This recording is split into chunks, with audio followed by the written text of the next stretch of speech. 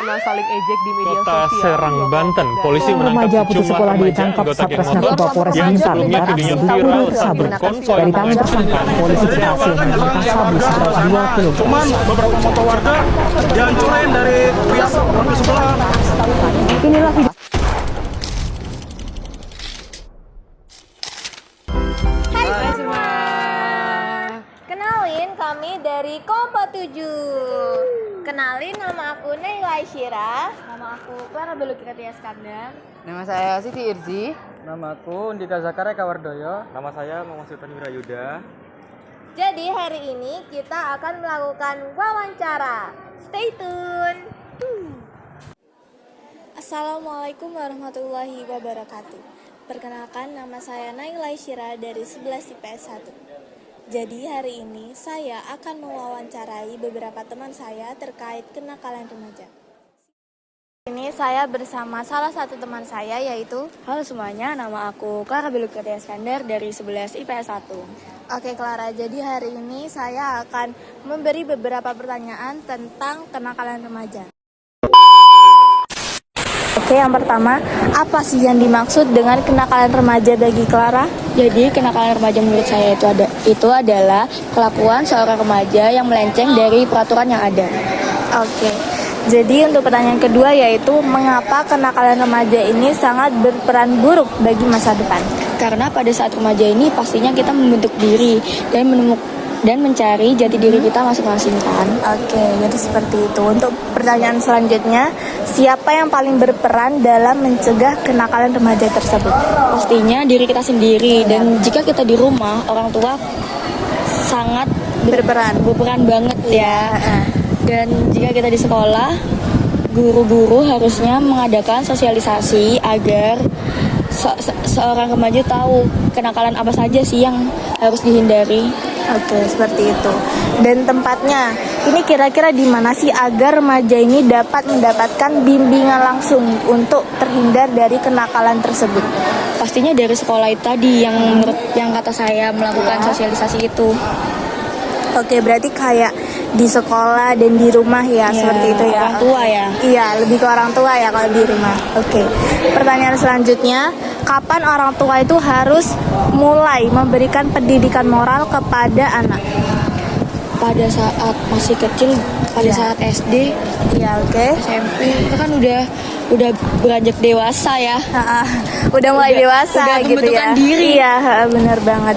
Jadi dimulai dari kecil itu sudah bisa ya mengembangkan nilai moral itu kepada anak. Oke. Untuk pertanyaan terakhir nih Clara, untuk menutup pertanyaan kita kali ini, yaitu bagaimana kerjasama keluarga, sekolah, dan masyarakat untuk mengatasi kenakalan remaja tersebut? Jika kita di rumah, harusnya orang tua itu melakukan kegiatan yang positif, tidak ada contohnya ada orang tua yang merokok di depan anaknya, kayak ayah kita merokok di depan anaknya, siapa tahu nantinya anaknya mengikuti itu. Iya. Terus kalau di lingkungan sekolah itu mencari lingkungan pertemanan yang baik, yang tidak melakukan aneh-aneh. Iya, tapi mungkin bukan berarti kita ini pilih-pilih teman ya gitu. Tapi kita lebih bisa mengatur mana yang positif mana yang dan negatif. Iya, benar banget Clara. Oke, jadi mungkin segitu saja ya pertanyaan dari saya untuk Clara. Kurang lebihnya mohon maaf. Terima kasih ya Clara. Sama-sama. Baik, selanjutnya saya bersama salah satu teman saya juga. Setelah tadi saya mewawancarai Clara. Baik, perkenalkan. Ya, halo semuanya, nama saya Siti Irzi dari kelas 11 IPS 1. Irzi, aku ingin menanyain beberapa pertanyaan tentang kenakalan remaja. Jadi yang pertama, apa contoh bentuk kenakalan remaja di sekolah? Menurut saya contoh bentuk kenakalan remaja di sekolah itu bisa kayak mencontek saat ujian, terus terlambat datang ke sekolah, terus juga bisa membawa barang-barang yang terlarang kayak vape, rokok, terus juga bisa merokok saat di lingkungan sekolah. Dan itu kayaknya sering terjadi Ya, di lumayan sekitar kita. Iya. Untuk pertanyaan kedua nih Irzi, mengapa remaja itu mudah terpengaruh dalam kenakalan remaja tersebut? Kalau menurut saya pribadi itu karena remaja itu sekarang kan masih berkembang ya, terus Terus kalau mudah terpengaruh tuh karena dia tuh ingin diakui Iya, benar banget. sebagai teman, sebagai kelompoknya. Oke, jadi untuk pertanyaan selanjutnya, siapa yang seharusnya memberi sanksi pada pelaku kenakalan remaja di sekolah? Kalau di sekolah itu sebaiknya bisa guru BK ya, atau bisa wali kelas. Kalau semakin parah tuh bisa langsung ke kepala sekolah. Jadi kalau bisa sanksinya itu yang caranya mendidik ya, bukan menghukum aja. Jadi di sekolah ini pasti terdapat dengan ruang BK dan guru BK-nya yang sangat asik-asik. Ya, asik-asik. Oke, selanjutnya, di mana peran sekolah terlihat dalam mencegah kenakalan remaja tersebut? Mungkin bisa ada sosialisasi, terus juga bisa ada kegiatan-kegiatan ekstrakurikuler. Oke, seperti yang kalau kita lihat ya, kalau misalnya di sekolah ini juga sering kan mengadakan sosialisasi tentang kenakalan remaja. Untuk yang keempat nih, kapan program pembinaan kenakalan remaja ini dilakukan di sekolah? Kalau kapannya itu bisa saat lagi marak-maraknya adanya juga, atau mungkin dari pihak luar, dari kepolisian tuh ingin sosialisasi di sini juga bisa. Ini aku ingin bertanya nih, apakah pada saat upacara pernah disampaikan tentang kenakalan remaja? Waktu itu pernah dari pihak kepolisian waktu itu disampaikan kalau misalnya kita tuh jangan terpengaruh lah gitu. Jadi ternyata di upacara ini juga sering kan? Sering. Ya. Untuk yang terakhir nih, Didi, demi menutup pertanyaan kita gitu kan. Yang terakhir, bagaimana sekolah dapat mencegah terjadinya tawuran pelajar? Karena kan itu sangat sering terjadi ya. Bagaimana? Mungkin sekolah ini bisa dilakukan ya, kembali lagi ke sosialisasi ya, terus juga bisa kayak lebih ketat lagi pengawasannya kepada siswa-siswa yang kayak nakal gitu. Bisa juga kayak gitu. Baik Rizky, terima kasih atas jawaban-jawaban pertanyaan. Terima kasih. Sama-sama. Oke, jadi di sebelah saya ini juga ada teman saya selanjutnya yang bernama. Perkenalkan, nama saya Muhammad Akbar Irmansyah, biasa dipanggil Akbar. Saya dari kelas 11 IPS 1. Oke, Akbar. Jadi hari ini saya akan menanyakan beberapa pertanyaan tentang kenakalan remaja.